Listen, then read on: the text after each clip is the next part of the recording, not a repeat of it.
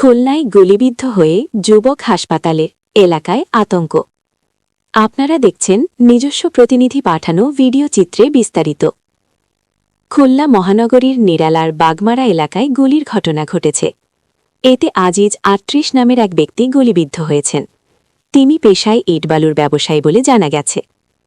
তথ্যসূত্রে জানা যায়, ১ মার্চ রবিবার সন্ধ্যার দিকে বাগমারা এলাকায় দুর্বৃত্তরা তাকে লক্ষ্য করে গুলি চালায় ও কোপায়। গুলিবিদ্ধ অবস্থায় স্থানীয়রা তাকে দ্রুত উদ্ধার করে খুলনা মেডিকেল কলেজ হাসপাতালে ভর্তি করেন। তার শারীরিক অবস্থা সম্পর্কে তাৎক্ষণিকভাবে বিস্তারিত জানা যায়নি। পরে উন্নত চিকিৎসার জন্য ঢাকায় প্রেরণ করা হচ্ছে খুলনা মেডিকেল থেকে। ঘটনার পর এলাকায় চাঞ্চল্যের সৃষ্টি হয়েছে। পুলিশ ঘটনাস্থল পরিদর্শন করেছে এবং জড়িতদের শনাক্ত ও গ্রেফতারের চেষ্টা চলছে বলে জানিয়েছে।